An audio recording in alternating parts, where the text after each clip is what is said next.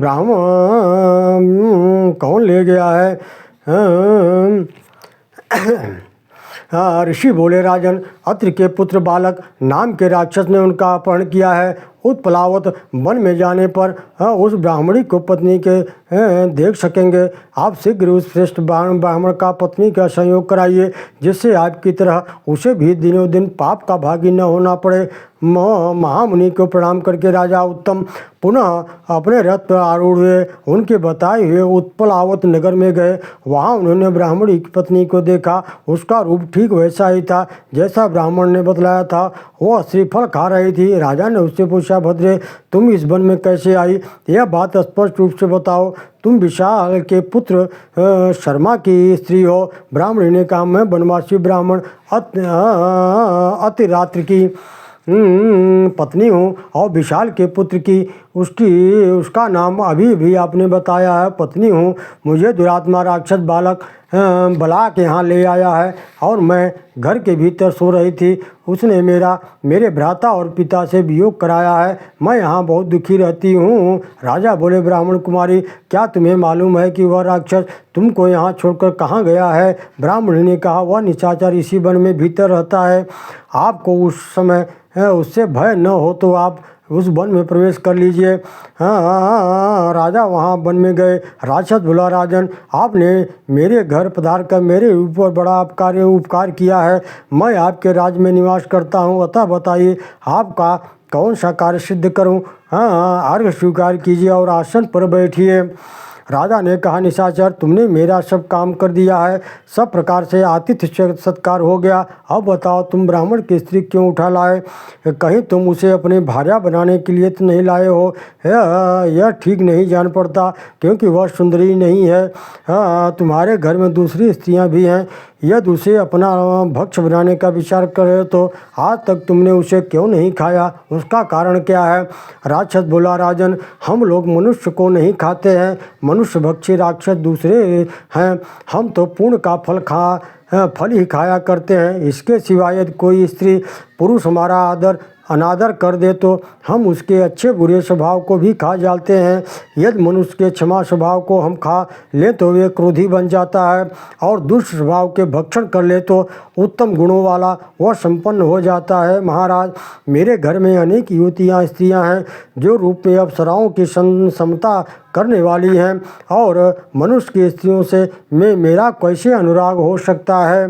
राजा ने कहा, निशाचर, यदि वह ब्राह्मणी न तो तुम्हारे उपभोग की है, न काम की है, न आहार की है, तो ब्राह्मण के घर में प्रवेश करके तुमने उसका अपहरण क्यों किया? राक्षस बोला, राजन, वह श्रेष्ठ ब्राह्मण वेद मंत्रों का ज्ञाता है। मैं जिस भी किसी यज्ञ में जाता हूँ, रक्षोघ्न मंत्रों का पाठ करके वह मुझे दूर भगा देता है। मंत्रों के द्वारा उसके उच्चाटन करने से हम लोग भूखे रह जाते हैं। ऐसी दशा में हम कहाँ जाएं? प्रायः सभी यज्ञों में वह ऋतुज बनता रहता है। इसलिए हमने उसके सामने यह विघ्न खड़ा कर दिया है, क्योंकि कोई भी पुरुष पत्नी के बिना यज्ञ कर्म करने का योग्य नहीं होता है। राजन, मैंने अपना विनीत सेवक हूँ, आपके राज्य की प्रजा हूँ, अतः आप अपने किसी कार्य के लिए आज्ञा देकर मुझ पर कृपा कर दीजिए। राजा ने कहा, हे राक्षस, तुम पहले कह चुके हो कि हम मनुष्य के स्वभाव को खा जाते हैं, अतः हम तुमसे जो काम करवाना चाहते हैं उसे सुनो। ब्राह्मण की दुष्टता का ब्राह्मणी की दुष्टता का भक्षण कर लो, जिससे वह विनयशील हो जाए। इसके बाद इसे इसके घर में पहुंचाओ। इतना कर देने से मैं समझूंगा कि तुमने अपने घर पर आए हुए मुझ अतिथि का संपूर्ण मनोरथ पूर्ण कर दिया है। राजा के यूँ कहने पर वह राक्षस माया से ब्राह्मणी के शरीर में प्रवेश कर गया, अपनी शक्ति से उसके दुष्ट स्वभाव को खा गया। फिर तो ब्राह्मणी की पत्नी भयंकर दुष्टता से मुक्त हो गई। राजा से बोली, महाराज, मुझे अपने ही कर्म के फल से अपने महात्मा स्वामी से विलग होना पड़ा था। यह निशाचर तो मैं उसमें निमित्त मात्र बना है। न इसका दोष है, न मेरे महात्मा पति का दोष है। सब दोष मेरा ही है, क्योंकि मनुष्य को अपनी ही करनी का फल भोगना पड़ता है। पूर्व जन्म में मैंने किसी का वियोग कराया होगा, वह आज मुझ पर भी आ पड़ा है। इसमें दूसरे का क्या दोष है? राक्षस बोला, राजन, आपकी आज्ञा के अनुसार मैं इस ब्राह्मणी के इसके स्वामी के घर पहुँचा आता हूँ। इसके सिवा और भी यदि मेरे योग्य कोई कार्य हो तो आज्ञा दे दीजिए। राजा ने कहा, निशाचर, यह कार्य हो जाने पर मैं समझूंगा कि तुमने मेरा सारा कार्य सिद्ध कर दिया है। वीर, यदि किसी कार्य के समय मैं तुम्हारा स्मरण करूं तो तुम मेरे पास आ जाना। बहुत अच्छा कहकर राक्षस ने उस ब्राह्मण पत्नी को, जो दुष्टता दूर हो जाने से अब अच्छे स्वभाव की हो गई थी, ले जाकर उसके पति के घर में पहुंचा दिया। राजा भी उसे भेजकर मन ही मन इस प्रकार चिंता करने लगा, अब मैं अपने विषय में क्या करूं? क्या करने से मेरा भला होगा?